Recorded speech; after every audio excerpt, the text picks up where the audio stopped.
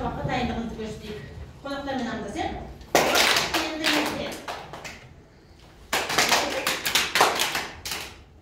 Былай істеймін. Қош келдіңіздер. Бүгінгі сабақта сәттілік тілеймін. Бүгінгі сабақта белсенді боламын.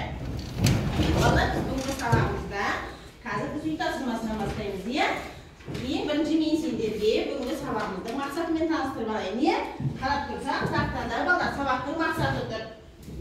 Оқу мақсаты тұр, одан сабақ мақсаты тұр, содан кейін бағалау критерийі тұр.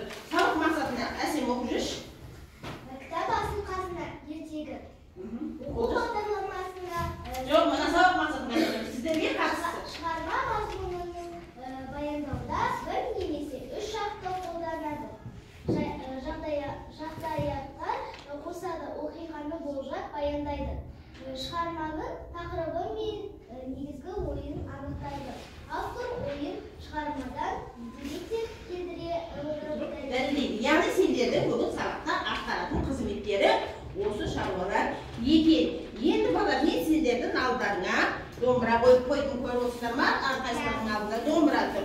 Осы домбыра әдісімен біз сабақтың өн бойында өзіміздің жұмысымызды бағалаймыз. 1 балдан 10 балға дейін. Сондықтан әр сабақтың соңында нәтижесін шығарамыз. Енді балалар, үйге тапсырма біз өзі мәдени мұра тарауын өтіп жатырмыз.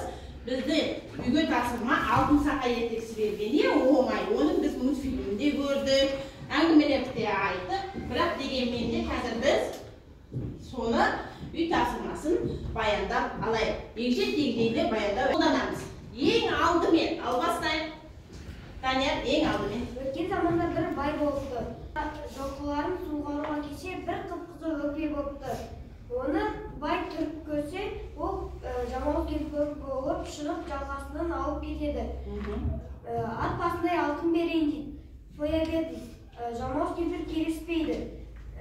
Енді не берейін дейді. Жамау кемпір айтады, жалғыз балаңды бер. Жақсы, жалғыз балаңды бер дейді. Ал қарай. Одан кейін осыдан кейін не болды? Екінші қатар аңсаған. Жамау кемпір келіспейді.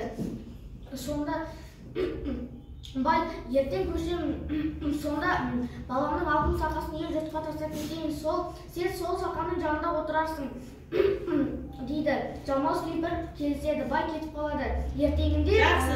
Содан кейін не болды? Бай кетіп қалды, жамау кемпір келісті, Дина. Жамау кемпір келісті. Келесі күні бай көшеді. Бай көшкеннен кейін баласы жылап өз алтын сақасын іздейді. Әкесі айтады. Әкесі не іздеп жүрсің дейді. Ал баласы өзінің алтын сақасын іздеп жүрмін дейді. Әкесі бай айтады. Кеше көшіп басқанда жұртта қалып қойды. Бір тайға мініп шауып кел дейді. Шауып барып алтын сақасын алып кел дейді. Ағай сосын не болды? Бала әкесіне айтады, қандай тайға мініп барады? Әкесі жылқышыдан сұрады дейді.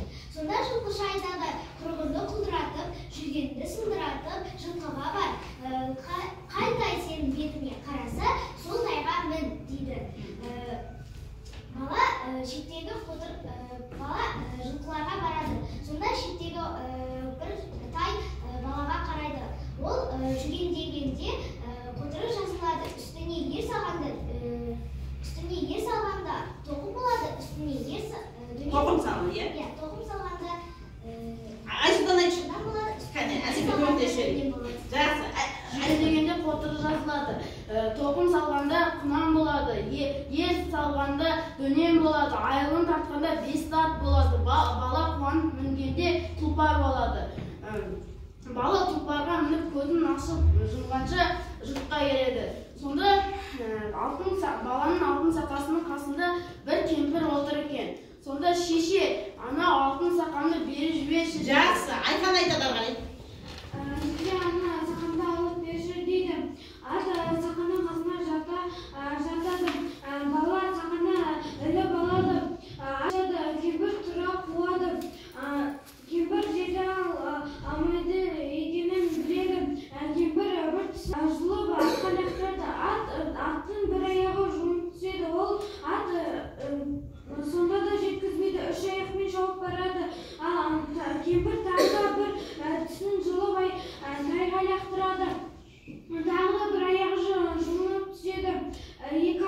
жауап бара жатыр. Жақсы, ары қарай демешің. Сөйтіп, олар жүгіріп шауып келе жатқанда бір бәйтерек кезігеді. Ол бала аттан секіріп түсіп, бәйтерек басына шығып кетеді. Кемпір бір тісін жұлып алып, кетпен қылдырып, бәйтеректің астын таңнан кешке дейін қазады. Сөйтіп, бір кезде бір түлкі келеді. Шеше, сен жатып демалып ал, мен қазір түлкі тісті суға лақтырып шұңқырды бітеп кетеді. Кемпір тұрса, тісі де түлкі де жоқ болып шығады. Жақсы, түсіндік қой, барлығын білемін. Енді ақырында не болды? Осы ертегінің соңында не болды? Кім айтар мен?